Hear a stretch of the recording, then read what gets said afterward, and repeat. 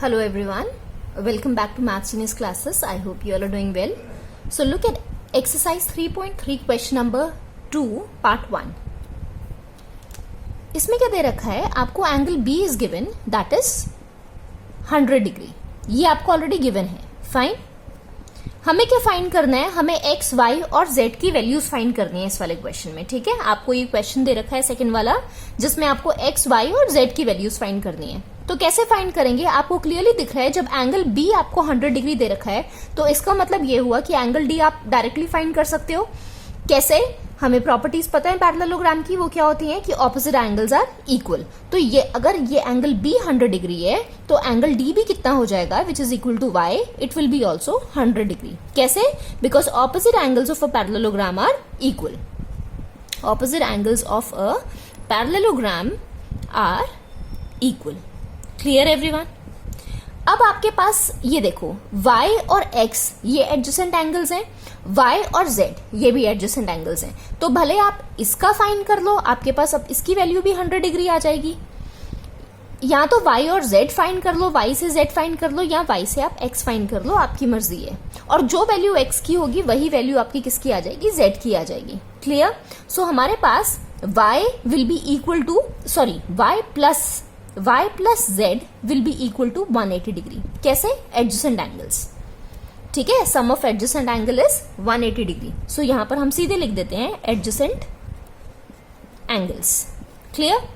सो हमारे पास y की वैल्यू कितनी है? इट्स 100 प्लस z की वैल्यू कितनी आ जाएगी? It will be 80 degree. 180 में से 100 माइनस करेंगे so it will be 80 degree. I am directly writing down here.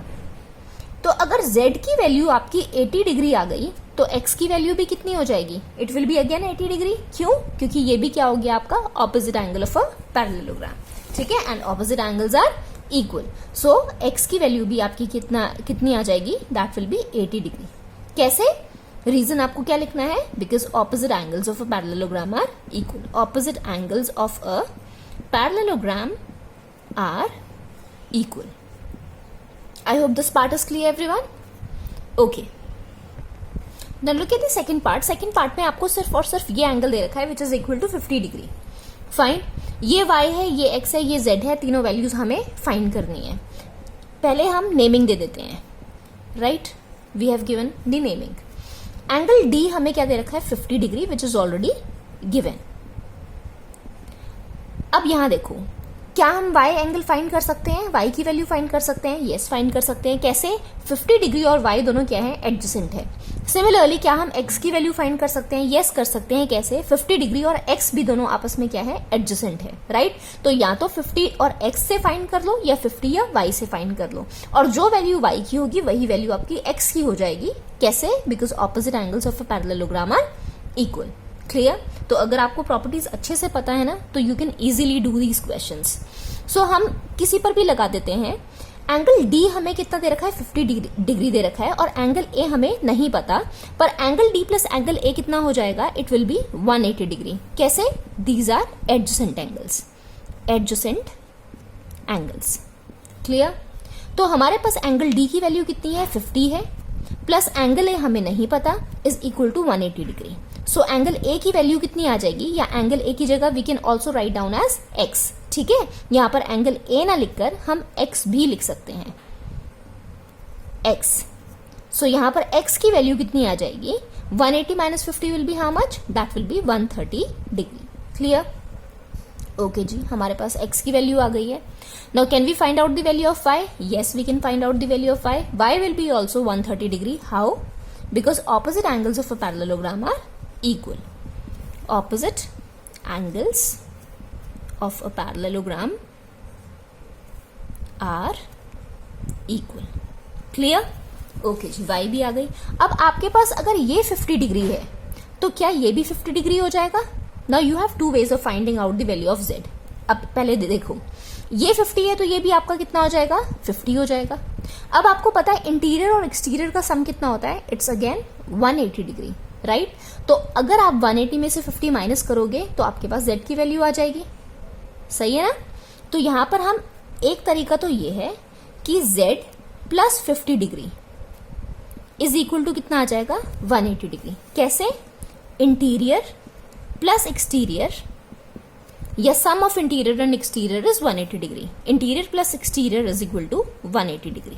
Right, interior angle plus exterior angle ऐसे भी लिख सकते हो. राइट, ये एंगल का साइन है, दिस एंगल साइन. ओके, सो यहां पर z की वैल्यू कितनी आ जाएगी? इट विल बी अगेन 180 में से जब आप 50 माइनस करोगे दिस विल बी 130 डिग्री.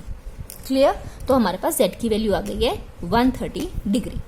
या फिर एक और तरीका है ये z की वैल्यू फाइंड करने का. अब आप इधर देखो, ये x है और ये z है. ये z x के क्या हुआ? कॉरस्पॉन्डिंग एंगल हुआ ना, क्योंकि ये देखो यहां पर हमारी एक ट्रांसवर्सल लाइन है जो कि हमारी ये दो पैरेलल लाइंस को इंटरसेक्ट कर रही है, और यहां पर हमारी कौन सी प्रॉपर्टी लगेगी फिर? कॉरस्पॉन्डिंग एंगल्स की. तो सीधी सी बात है, यहाँ x और z आपस में क्या हुए? कॉरस्पॉन्डिंग हुए. तो जो वैल्यू x की है वही वैल्यू आपकी किसकी हो जाएगी? z की हो जाएगी. तो डायरेक्ट आ गया कि नहीं आ गया? जब हमारे पास x की वैल्यू 130 आई तो इसका मतलब z की वैल्यू भी 130 हो जाएगी. क्लियर? तो x will be equal to z. ठीक है, और x की वैल्यू 130 है तो इसकी वैल्यू भी क्या हो जाएगी? 130. ये और है. How? 130 degree. How? Corresponding angles. Corresponding, तो सीधे से आप रीजन लिख सकते हो, कॉरस्पॉन्डिंग एंगल्स. ठीक है, कॉरस्पॉन्डिंग एंगल में शायद आपकी टीचर्स ने कुछ और भी बताया होगा. देखो क्या होता है, जब हम ये आपको x दे रखा है, इंटीरियर एंगल है, बाहर वाला क्या होगा? Exterior angle. तो ये एक इंटीरियर होता है कॉरस्पॉन्डिंग में, एक आपका क्या होता है? एक्सटीरियर होता है ऑन दी ट्रांसवर्सल लाइन. ठीक है, या फिर ये x है, उसके बाद जो एंगल आएगा ना आप उसको स्किप कर देंगे, फिर हम उसके नेक्स्ट वाला एंगल देखते हैं. तो इसका मतलब ये हुआ कि अगर ये 130 डिग्री है तो ये 130 डिग्री नहीं होगा, ये तो एडजेसेंट एंगल हुआ. इसको हटा के जो नेक्स्ट वाला एंगल है वो आपका 130 डिग्री हो जाएगा. ठीक है, तो वो आपका क्या हो गया? 130. And these both are corresponding angles. जहां पर कॉरस्पॉन्डिंग एंगल्स लगते हैं आपको वहां की प्रॉपर्टी बता रही हूं. तो इसका मतलब ये हुआ, अगर मान लो यहां लाइन होती, ठीक है, अगर ये 50 डिग्री है इंटीरियर वाला, तो ये बाहर एक्सटीरियर वाला भी क्या हो जाता? ये भी आपका 50 डिग्री हो जाता. क्लियर? आ गया ना समझ? तो ये भी कॉरस्पॉन्डिंग एंगल, पर ये तो हमसे पूछा ही नहीं है, हमसे सिर्फ ये पूछा है ये वाला z की वैल्यू, तो यहाँ पर हमने कॉरस्पॉन्डिंग की प्रॉपर्टी लगा दी है. I hope this part is also clear everyone. So मिलते हैं नेक्स्ट वीडियो में विद द पार्ट 3, 4 एंड 5.